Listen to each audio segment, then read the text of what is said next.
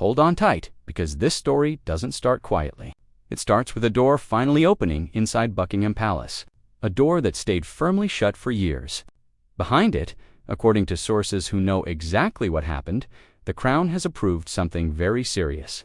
Not a warning, not a temporary measure, but final orders that will permanently change the future of two children forever. These orders affect Archie Harrison and Lilibet Diana, the children of Prince Harry and Meghan Markle. For years, people wondered if the palace would ever speak. The world waited, watched, whispered, and guessed. But Buckingham Palace said nothing. Absolutely nothing. And that silence became its own mystery. But now the silence has broken. The royal institution, the same one that runs entirely on rules, duty, and centuries of history, has quietly moved forward to erase Archie and Lilibet's place within the royal structure. According to insiders, the palace has chosen to remove their claim to royal identity completely. No ceremonial titles, no recognition as future heirs, no position in the line of succession, not even a small mention in the official records that tell the story of the monarchy. And here's the part that makes this so shocking. The palace did not announce this on television. They did not call a press conference. They did not send out formal invitations or blow royal trumpets. They simply filed the documents coldly, silently, and finally. Why? Because for the monarchy, this isn't emotional. It isn't personal revenge or punishment. It's something far more powerful. Protocol. To understand why the Crown acted now and why this move is permanent, we must travel back in time more than 100 years. Back to a king who shaped the royal family's entire identity with a single document that still controls the royal bloodline today. That is where the real story begins. To truly understand what happened to Archie and Lilibet, we need to step into the year 1917. The world was at war. Empires were collapsing. Kings were fighting to keep their nations stable. And inside Buckingham Palace, King George V made a decision that would echo through the entire next century. He signed what became known as the Letters Patent of 1917. A set of royal rules so strict and so precise that even modern royals are still fully bound by them today. These rules answer one fundamental question. Who is truly royal? Not who feels royal. Not who is popular. Not who has a famous parent. But who is officially recognized by the Crown as a prince or princess. King George V created 3 requirements, 3 boxes that must be checked without any exception. 1. Legitimate royal bloodline. The child must come from the royal family in a way the Crown officially recognizes. 2. Official birth registration with the Crown. The birth must be documented according to royal standards. Witnessed, verified, and recorded in the royal archives. 3. Connection to the Church of England. A royal christening is not decoration or tradition. It is a legal and spiritual seal that ties the child permanently to the monarchy. These laws were designed to protect the Crown from confusion, manipulation, and political threats. They were created to guard the royal bloodline as tightly as possible. And for over 100 years, these rules worked without fail. No shortcuts, no exceptions, no bending. Now fast forward to today, to Harry and Meghan's children. When palace officials looked at Archie and Lilibet, they didn't see scandal or drama or interviews. They saw a simple, strict checklist. And sources say that checklist had cracks. Cracks that could not be ignored under the 1917 rulebook. Which brings us to the first problem, a problem that began the very moment Archie entered the world. Archie Harrison Mountbatten Windsor was born in 2019. At first, everything looked completely normal. Royal fans celebrated. News outlets announced the birth. Harry and Meghan smiled for cameras, holding their new baby. It seemed like a perfect royal moment. But deep inside the paperwork, the place where the palace pays the most careful attention, something strange happened. Archie's birth certificate, originally filled out with Meghan's full legal name, Rachel Meghan Markle, was suddenly changed, not corrected, not updated, rewritten. Her entire name was removed and replaced with Her Royal Highness, the Duchess of Sussex. That is not normal. Birth certificates are not branding tools or fashion statements. They are legal records, permanent documents that help determine a child's rightful place in history. Meghan said she never approved the change. She claimed the palace forced it. The palace denied her version completely. Both sides pointed fingers. Neither side backed down, and in that disagreement, something very dangerous happened. Doubt entered the official record, not gossip, not rumors, not online speculation, but real doubt inside a legally binding royal document. To the monarchy, doubt is not just inconvenient. It is completely unacceptable. A crack in a royal child's documentation is like a crack in the crown itself. That single change, that quiet decision to rewrite a birth certificate, was the first sign. The first clue that Archie's place in the royal system was already unstable. The first hint that the palace had serious concerns. The clock started ticking the moment that ink dried. If you're enjoying this exclusive coverage, don't forget to subscribe to Royal Report Daily for more breaking royal news and updates. And by the time Lilibet was born, the palace had already made a quiet internal choice. It would step back, then it would step away, and eventually it would close the door entirely. When baby Lilibet Diana arrived in June 2021, royal watchers expected the same familiar scene they had witnessed for generations. A palace statement, doctors confirming the birth, royal aides stepping forward in coordinated outfits, a sense of ceremony that said, another chapter has been written into the Windsor story. But that did not happen. Instead, the announcement came from thousands of miles away, sunny California, through a carefully polished press release. No royal trumpets, no palace balcony, no senior aides stepping forward. Not even a formal acknowledgement from Buckingham Palace beyond the bare minimum.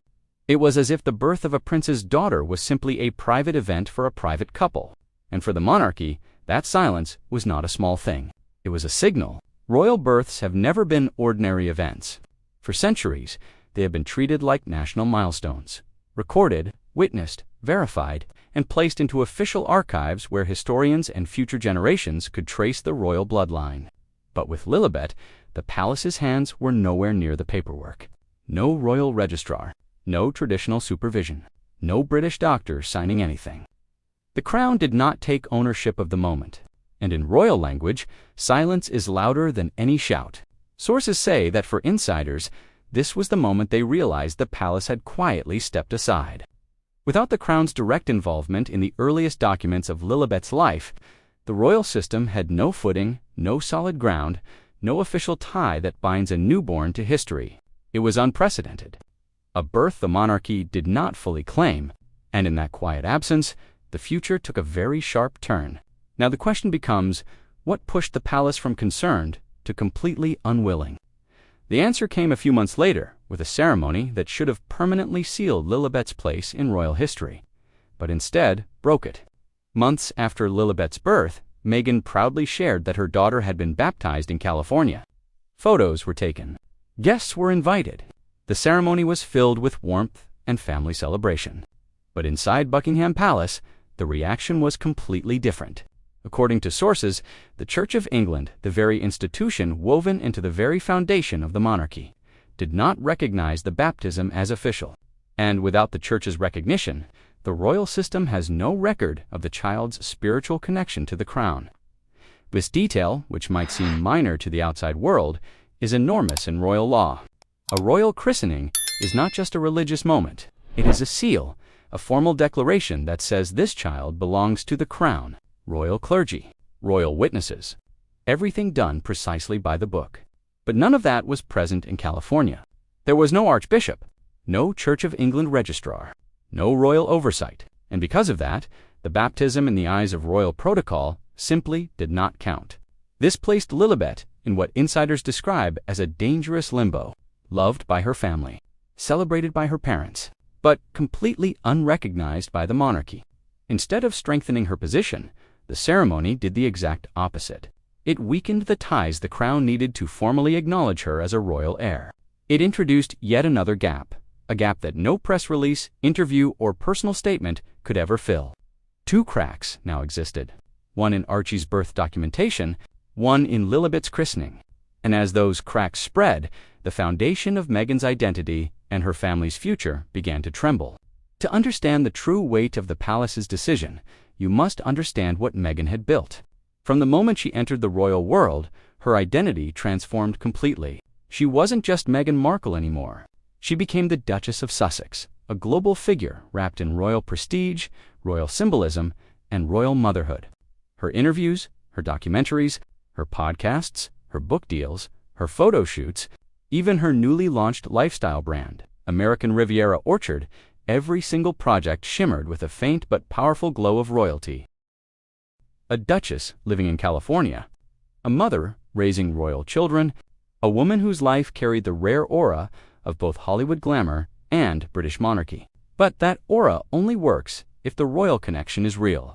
If the titles exist, if the institution still claims her children, if the lineage is officially recognized, because without royal heirs, the entire story changes. Instead of a modern royal escaping rigid tradition, she becomes just another celebrity couple in Montecito. Instead of a mother raising two young heirs to history, she becomes a mother raising two private American children. Instead of a duchess shaping a future dynasty, she becomes a former royal struggling to hold on to a crown she no longer wears. Sources say Meghan understood this more deeply than anyone. Her public image wasn't built on scandal or interviews or drama. It was built on heritage, and that heritage lived through Archie and Lilibet. Their titles, their status, and their place in royal history were the backbone of the entire brand she had carefully created. The reason people watched, listened, and cared. But with the palace moving to erase her children's royal identity, that backbone began to weaken. The royal shine faded. The foundation trembled. For Meghan, this wasn't just paperwork. It was an identity crisis. And for the palace, it was the beginning of a final, unavoidable step, one that would push Harry into late-night desperation and eventually remove the children from royal history altogether. By the time the cracks in Archie and Lilibet's status became impossible to ignore, Prince Harry could feel something slipping away, something deeper than any argument or misunderstanding. According to sources familiar with the private conversations, Harry began making phone calls late into the night. Not calls filled with anger, not calls filled with royal formality, but calls filled with genuine fear. Harry, the boy who grew up inside palace hallways watching guards change, hearing footsteps echo through centuries of royal tradition, now found himself standing completely on the outside, watching the doors close in front of him. And the thing hurting him most wasn't losing titles for himself. It was the thought of Archie and Lilibet losing something they never asked for, something he believed was theirs by blood. Stay tuned to Royal Report Daily for more exclusive updates on this developing story. Sources claim he begged the palace to reconsider, to rethink, to allow his children to remain part of the story, even if he no longer was. He explained that stepping back from working royal duties didn't mean stepping away from the Windsor bloodline. He believed Archie and Lilibet were still fully entitled to their place. They were still the grandchildren of a king. They still carried the same blood that runs through the House of Windsor. But the palace's response was not emotional. It was not warm. It was not sympathetic. One aide allegedly told him in the most controlled and chilling way imaginable, "This is not about emotion. This is about order, lineage, and the future of the crown." For Harry, it was like hitting a wall made of solid ice, a wall that refused to melt, a wall that reminded him that the monarchy is bigger than any individual, even a prince who once walked those same corridors as a child. And when Harry finally realized he could not change the palace's mind, something inside him broke. He wasn't just losing an argument. He was losing the very legacy he believed he could pass down to his son and daughter. A legacy now slipping quietly into silence. And that brings us to the moment the palace made its final, irreversible move. In the world of royalty, the most powerful decisions are not delivered through speeches. They are delivered on paper, in ink, in the quiet turning of pages behind palace doors. And so it happened. According to insiders, the Crown finalized the documents that officially removed Archie and Lilibet from royal identity entirely. The decision was not written in dramatic language. It was not made public with fanfare. It was written the way the monarchy prefers, quietly, confidently, and permanently. The consequences were brutal in their simplicity. No prince or princess titles, no ceremonial roles, no future royal duties, no position in the line of succession, no place in the official records that document royal heirs. Within the pages that record royal history, the same books where the names of princes and princesses live for centuries, Archie and Lilibet's names would not be written, not as heirs, not as future royals, not as part of the crown's continuing story. They would simply not exist within the institution their father was born into. And, unlike temporary punishments or paused privileges, this decision was final. No appeals, no negotiations, No room for last-minute changes. This was the palace saying, "These children do not belong to our future." The stroke of a pen had done what months of interviews, years of physical distance, and entire oceans between families could not do.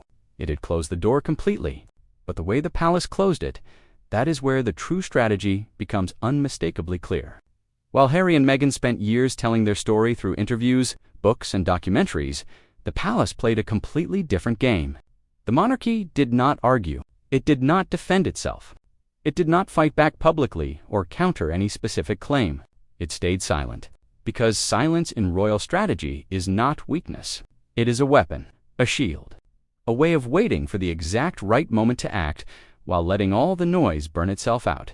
According to sources close to the institution, the palace watched everything from a comfortable distance. The interviews, the claims, the public moments. Without rushing, without reacting, the crown doesn't compete in public opinion battles. It plays the long game, the generational game. And when the moment was right, it made one precise, surgical move. Not directly against Meghan, not directly against Harry, but against the very foundation of their entire public identity. By stripping that away, the crown removed the one thing that made Harry and Meghan's public narrative truly royal. Without titles, there are no young heirs. Without heirs, there is no royal lineage continuing in California. Without lineage, there is no dynasty to challenge the crown's control of its own story. And in royal circles, some describe this as the palace's most calculated move of the entire decade. A quiet correction, a tightening of the boundaries, a firm reminder that the monarchy decides who carries its legacy, not the media, not public sympathy, not celebrity influence, and not even a prince who chooses to walk away. The palace did not need to speak to win this battle. It only needed to wait. Years from now, someone opens the royal archives, the giant, heavy books that hold the names of kings, queens, princes, and princesses. Books older than many countries. Books that tell the story of 1,000 years of monarchy. They turn the pages carefully. They see George, they see Charlotte, they see Louis, they see every child born and officially recognized within the Windsor line. But there is no Archie. There is no Lilibet. Because the monarchy made a deliberate, conscious choice, these children will not be part of our history. Archie and Lilibet will grow up in California, far from palace gates and royal expectations. They will laugh in the sunshine, play in the garden, and go to school like ordinary children. They will know love, family, and genuine freedom. But they will never know what it feels like to stand on a royal balcony. Never hear their names announced with titles before them. Never see their portraits hanging in Buckingham Palace. Never be written into the books that outlive time itself. Their story will be told in California homes, not in royal halls. Not because of anything they did wrong, not because of any failure on their part, but because the crown decided that legacy is not built on emotion, or fame, or interviews. Legacy is built on rules, on lineage, on tradition that bends for absolutely no one. So Archie and Lilibet will be remembered as the children of Harry and Meghan, but not as the children of the crown. And that silence, the silence of their names, missing from the pages of royal history, is louder than any interview, louder than any argument, louder than any scandal that ever made the front pages. It is final. It is permanent. It is the quietest, coldest move the palace has ever made. And as this chapter closes, one truth becomes completely clear. The monarchy never raises its voice. It doesn't need to. Its silence is always the loudest sound in the room. That's all for today's breaking coverage here on Royal Report Daily. Thank you for watching. Don't forget to subscribe to Royal Report Daily and hit the bell icon to stay updated with the very latest royal news. We bring you the stories that truly matter, the truth behind the palace walls. Until next time, stay informed and stay connected.